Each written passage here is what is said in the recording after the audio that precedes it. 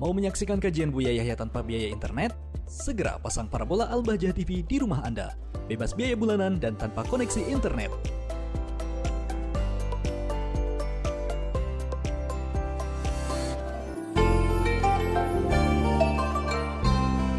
Assalamualaikum warahmatullahi wabarakatuh, Buya. Salam. Allahumma sholli ala sayyidina Muhammad. Mohon maaf, Buya, izin bertanya. Sebenarnya secara umum konsep desain rumah Islami itu yang bagaimana, Buya? Mohon jawabannya, Buya. Terima kasih. Desain rumah Islami harus Anda perhatikan, rumah di dalam dan rumah untuk orang luar. Rumah tidak harus gede dan sebagainya, akan tapi lengkap. Zaman-zaman mengerikan. Tolong toilet Anda, sefakir-fakir apapun Anda, hendaknya Anda punya toilet yang bertutup. Kadang-kadang anaknya sudah mulai gede, naudzubillah, intip-intipan dan sebagainya.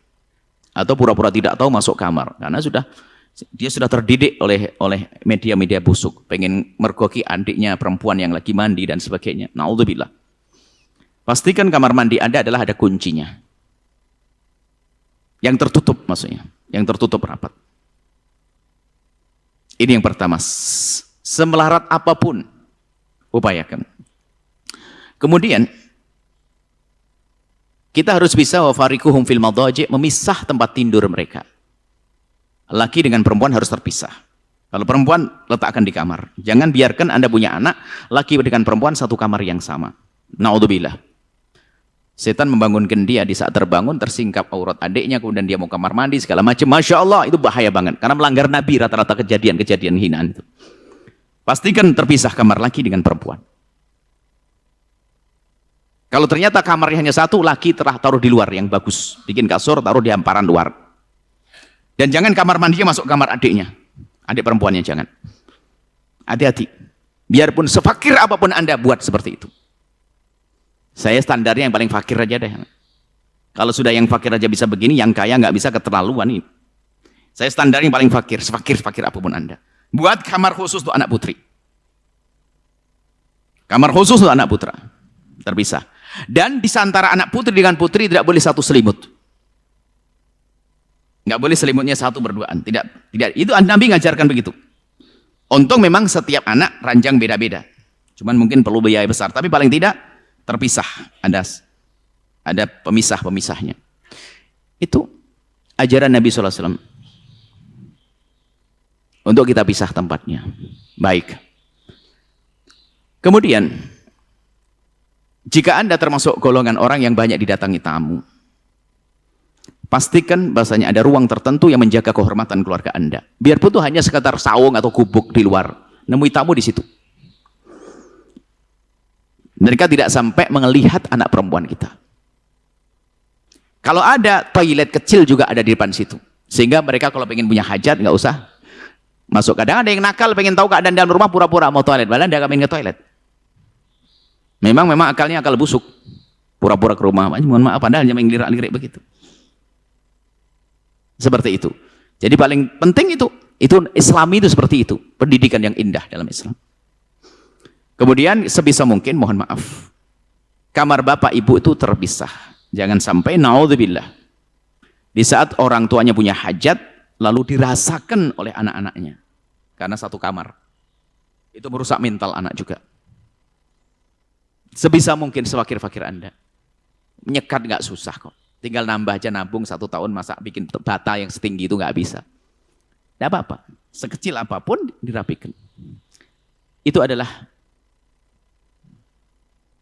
Dan aurat. Di rumah Anda harus ada toilet.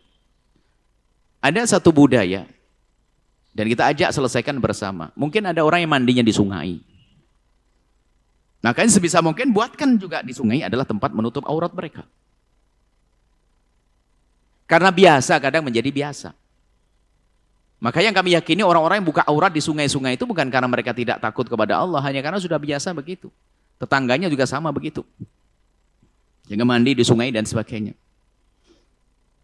Sebetulnya tidak membuat kamar mandi di rumah itu bukan karena nggak mampu, karena nggak dipikirkan. Jangankan kok rumah pribadi. Ada masjid kita temukan kamar mandinya, toiletnya nggak kututup. Masjidnya gede banget, megah. Kita cari toiletnya nggak ada pintunya semuanya. Ajib. Bahkan kami serukan kepada pengurus masjid, buat masjid utamakan toilet putra, toilet putri bisa. Tempat wudhu putri terpisah sehingga di saat mereka membuka kerudung tidak kebuka aurat yang di hadapan kaum pria.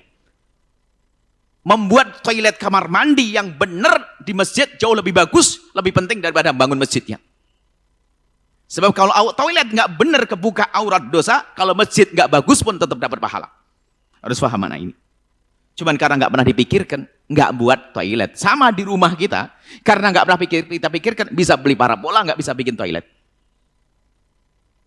Keblinger. Padahal kalau kita anggarkan khusus, bisa, mampu. Percaya. Yang hari ini rumahnya nggak semacam itu. Kalau Anda ingin membuat, kami yakin, 2 bulan yang akan datang Anda bisa membuat. Kalau Anda niati, Anda takut kepada Allah, Allah akan kirim rezeki. Yakin. Amin. Buat rumah yang islami. Bukan rumah Islam gede betul ada musolanya. Musola itu gampang, gelar sajadah sudah untuk sholat kok. Enggak usah pakai. Rumah Islam itu seperti disebut dalam Al-Quran, tajri min tahtihal andar, ada sungai-sungai, ada kolam ikan segala macam. Nah, yang sederhana rumah kecil pun bisa dibuat se-islami mungkin. Cukup ini saja di antaranya. Wallahu a'lam bishawab. Sahabat Al-Bahjah TV, setelah menyaksikan video ini, jangan lupa bersolawat kepada baginda Nabi Muhammad. Shollu ala Nabi Muhammad.